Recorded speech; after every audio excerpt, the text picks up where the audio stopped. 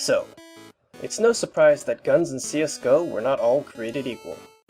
In general, they were purposely created with vastly diversified statistics to promote a wide variety of playstyles, along with propagating CSGO's economical meta. Simply put, different guns have different uses. But that begs the question, which gun then is the worst gun in CSGO?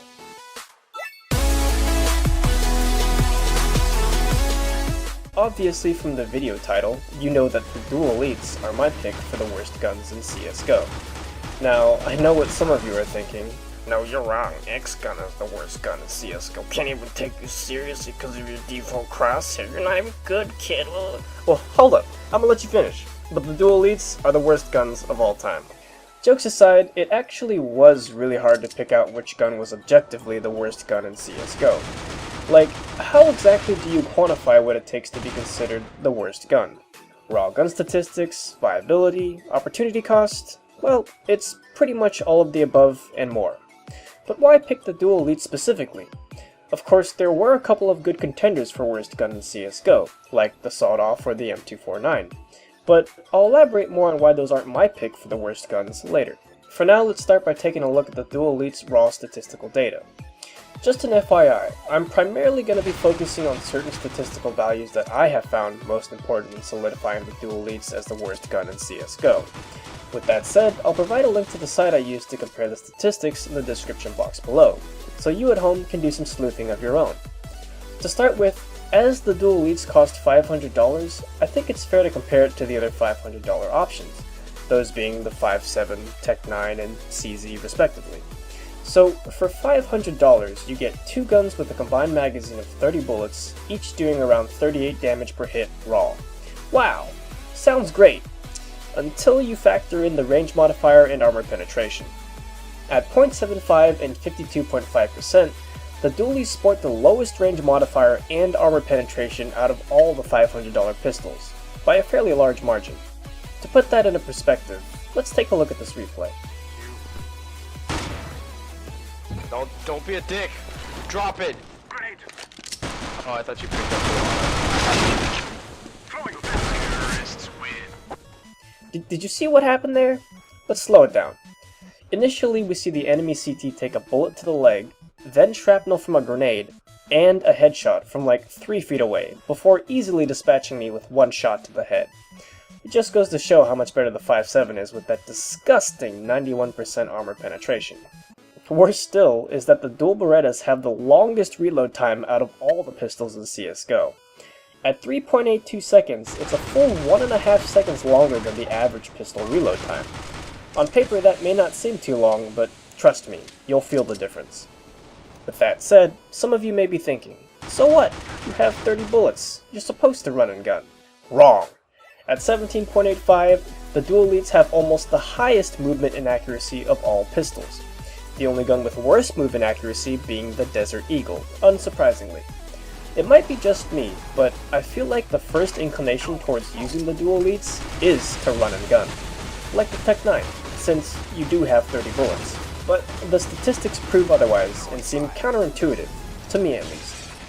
In contrast, the Dual Elites have fairly good standing and crouching accuracy, beating the other $500 pistols. Unfortunately, that positive is pretty much negated as even the default pistols generally have better accuracy with roughly the same armor pen, all while offering better ranged modifiers and overall mobility.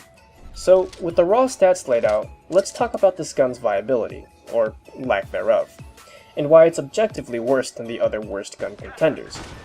To start with, based off of the statistics and the many hours I've put into using these pistols, the Dual Elites are really only viable on pistol rounds, and even then, not by much.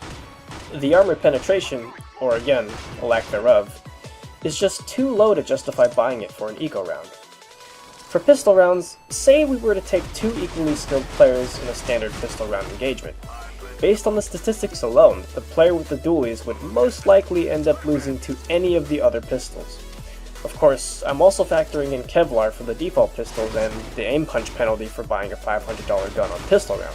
Now, I know some people use the raid boss strategy where they drop Dual Elites for someone with armor, but realistically you'd be better off dropping them a 5.7 or Tech 9. Truthfully, the only scenario where I see the dual elites being somewhat useful is when holding off a pistol round rush. Specifically, you'd have to play as a stationary turret, or suffer the pain that is the movement and accuracy. Although, again, 9 times out of 10, you'd be better off with a Tech 9 or 5.7. That being said, the dual elites are really, and I mean really, niche guns. And even then, they don't excel in their niche role. In comparison, the sawed-off and the M249 aren't much better off in this regard. Like the dualies, the sawed-off is subjectively the worst gun of its category, but kills with the gun still net you $900, making it a solid close-range gun for farming money on anti-eco rounds. However, some of you might be wondering why you'd ever buy the sawed-off over the Nova, as they both cost $1,200. So, to summarize without going too far into it, the sawed-off has lower inaccuracy while moving, better armor penetration, and a larger spread, making it better suited for CQC, in my experience. On that note, that's also why I don't include any of the SMGs as worst gun contenders, because ever since the SMG buff and movement changes, all of the SMGs in CSGO now have their uses in anti-eco rounds, among other things. Also, post-nerf CZ, while not great, is still viable as a pump-and-dump eco gun. So, moving on to the M249. For me, this was actually a really close contender for worst gun in CSGO. There's actually quite a lot to say about the M249 in terms of viability in comparison to the Negev. But this video isn't about the M249 breakdown, so again, I'm just going to skirt over some of the things that make it better than the dual elites. In general, the M249 is not a bad gun, statistically speaking. In fact, I'd say the only major drawback is its hefty price of $5,200.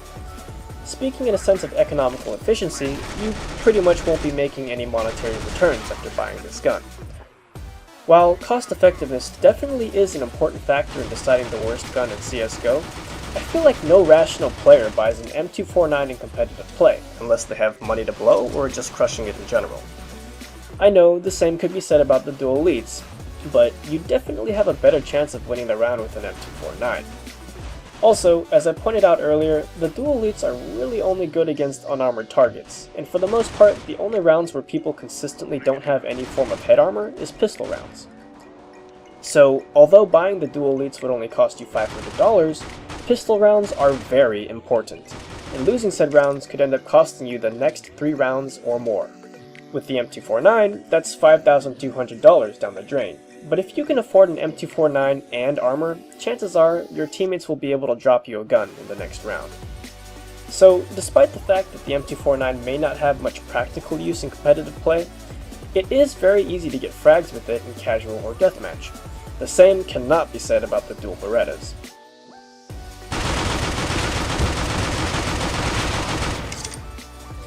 On a side note, I should also mention that I'm not including the Zeus as a candidate because it's specifically classified under miscellaneous gear, instead of guns.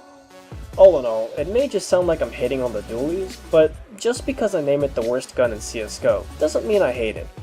I actually really enjoy the sound it makes when shooting, if only because you can recreate the Terminator theme.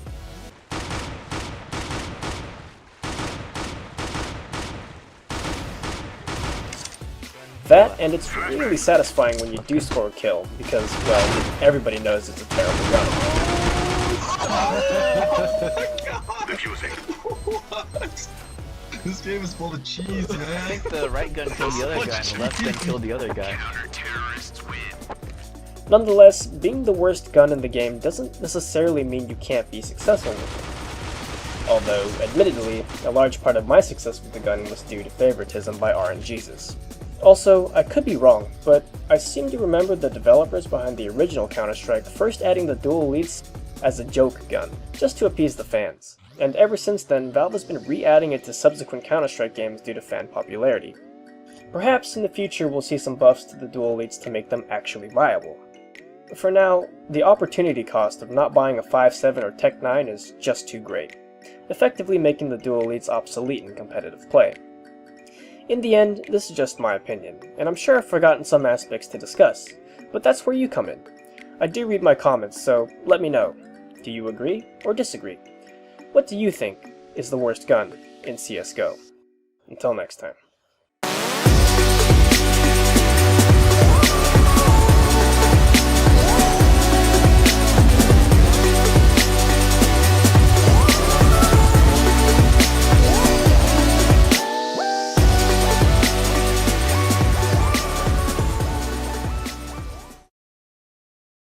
Obviously from the video title, you know that the dual elites are...